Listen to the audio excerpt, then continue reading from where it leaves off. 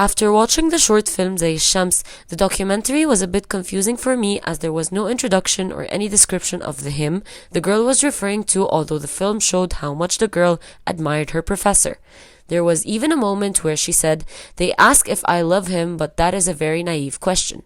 The short film mainly shows how she was searching for her professor after he disappeared at the end of his course and that he was nowhere to be found. Later on comes a confusing moment where she says that her friend Natalie reached out to her and that some of her friends saw him, and she mentions that he is not okay and that he is starting to forget things.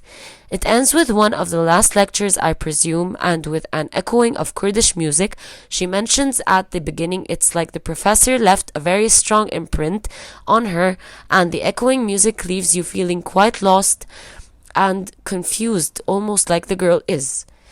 The narrative and structure of the short film is non-linear, and that is what makes the audience more intrigued to continue watching the film to understand what is going on.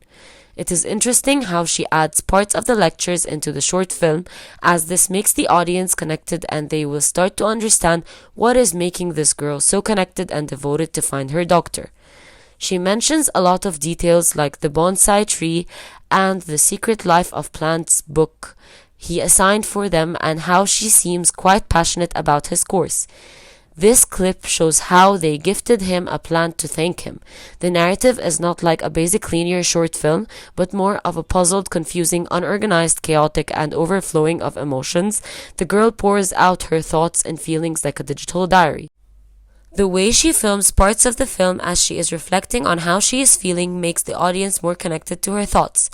Also, how these parts are filmed with a DV camera and how she looks straight into the camera. There was no music added, it was mainly background sounds, the audio recordings of the lecture. There was some music during the time period where the girl was living in Turkey, where a guy was playing a cello-like instrument. This also makes the audience feel like they were actually there and that they were in the moment with the girl during that phase of her life. There were also some clips in the introduction with vintage music and clips that seem like some of the content the professor was giving them.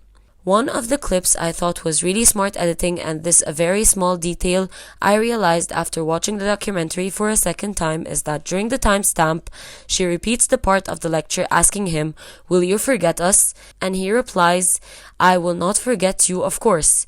Multiple times this made me feel like she is recalling that moment in her head on repeat as she found out from her friend Natalie that he is not okay and starting to forget things. The first minute and introduction where she uses a black screen and says the things that remind her of him and how she starts playing Kurdish music background is a nice way to grab the attention of the person watching.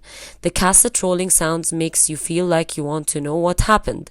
The way she inserted the little girl playing the accordion makes you feel like you are living a raw and authentic moment. During the clip, she adds a black and white clip of an older man and a little girl playing chess as she says, "I was thinking of not going to the lecture, but I realized this is my place." This clip shows how she became attached to the lecture and that she resembles that connection with the professor like the little girl playing chess with the older man. The film does have a couple of plot twists, such as when she finds out he is starting to lose his memory and that her friend found him. How she is always following him and he is always one step ahead of her, and you feel like you will find him when she finds out he is not there.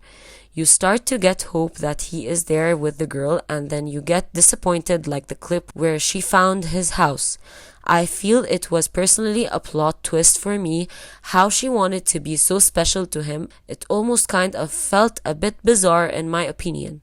This clip was more of a delusional side to the girl, how she was trying to convince herself something because she did not want to face that reality that he had disappeared, and she clearly seems quite attached to him. This was more of a delusional idea than a plot twist, but could be considered one. Some of the motifs developed in the film are the use of the Kurdish songs, the tree, specifically the scene at the very end where she walks with the bonsai tree or basil tree she gives him. The lectures of the professor himself develop and become much deeper, and you feel a sense of connection with his students. The hat of the professor, she says at the very beginning, she remembers him by the scent of the vanilla and his hat, and then the scene where he used to live, the guy she films tell her he remembers him by his originality and his hat as well. The positives of the film are that I felt that she went through a therapeutic phase. She expressed herself and let things out even though there was no closure in the ending, but somehow she was able to make us feel like we got the end we wanted. The editing and background sounds, the use of the lecture, and the filming was very authentic and deep. The way she was able to gather all this information and piece them together was quite interesting. It's something that I personally have never seen before. The way she expresses something through her recording, then shows a certain clip of a movie to visually show how she felt like this clip, was a smart way of editing and makes the audience more connected. The negatives, in my opinion, were that I wish there was more interaction with other people and that if you do not read the synopsis of the film, you will not understand what she is talking about. Also, that the random facts she throws like selective hearing is interesting but is a bit messy for me, like she never finishes a fact to the end.